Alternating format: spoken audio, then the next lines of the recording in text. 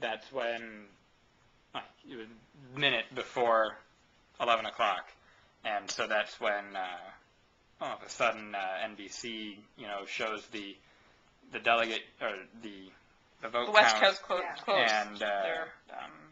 and so I can see it, and I couldn't really completely hear everything. I don't know, maybe because I was busy noticing that it said 286 or 284, and I just kept repeating Obama's he's got enough. They're projecting he's going to win. Obama's going to be president. And Isn't it exciting? Yeah. And so then I was wide awake the whole time for the speech. McCain's, that little toy is so I went little upstairs and because I was like, so I just much, can't. Yeah. I'm really getting tired. I'm just going to go watch it in bed. And then no sooner did I get upstairs and Obama's the projected winner. And it's like, oh my God. So then I was running back downstairs. And then, you couldn't not want to hear that speech. Yeah. Well, no, that's why I watched the McCain speech version. And I was trying to hear McCain, but I didn't hear Obama. his was an amazing speech. Her iTouch, don't you? I had an amazing. It doesn't sound as good as when he said it, but it was wonderful speech. I thought it was awesome. It's probably downloadable from. It is. Emily has it on something. Yeah, if it's not, because then we could put it on.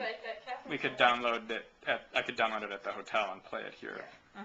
I had an amazing experience for the announcement. I went over after going to a local campaign headquarters. Went over to our organization's headquarters where there was 60, 80 people.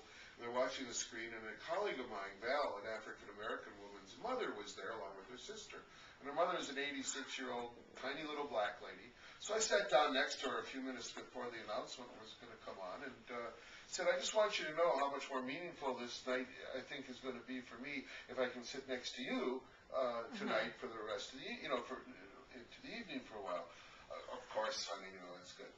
Well, sure enough, a few moments later, they announce it turns 11 o'clock. They announce his winning, and this little old black lady turns to me and with trembling hands takes my hand in hers. Her hands are trembling. She looks up to me, and a tear is coming down out of her eye, and she said, "I never thought I'd live to see this day." Wow.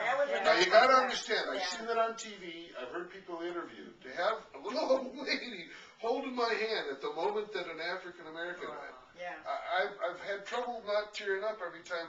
I know that it's for me become, where were you when Kennedy was shot? Right. Where were you when you heard Obama is the next president of the United States? Right. It's that significant to me. And that moment, thanks to Mary, Val's mother, Mary, Mary and I are now like this, and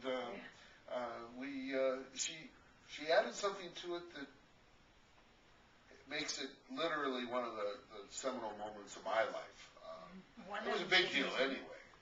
Birth of the children kind of moment. But isn't it too bad that we have to sit here and say one of the big moments of the world is we finally got a black person. We can't just say it's another person. Right. That's what no, you're right. Yeah. You're right. That's what bugs me more than anything. Yeah, I know. But your fears were not realized that your friends. But it's exactly that. Who thought you.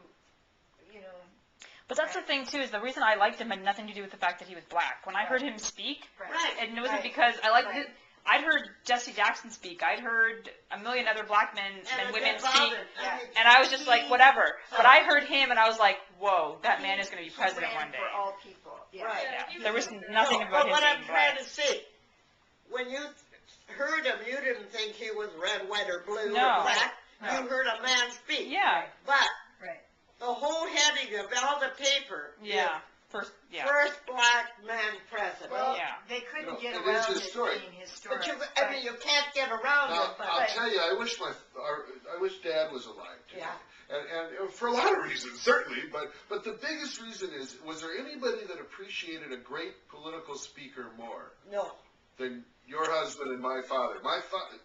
I wished I had a car. I would have driven over to the deck in Duluth on that night because they were trying to interview Obastar. And Dick was so excited, he was shaking. Old friend of the family in state. Yeah, to he think told us about him, that the Democrats are going to be able to do he said what they've been trying to do for 8 years. That's our longer even, I mean, Yeah, but he was You're so right. excited. you're absolutely And you right. had to see it, because he was a young man when he went in, and he's an older guy. He's in his 80s now. Well, I'm really glad, I threw up on him. You know, you threw up On on, his cup.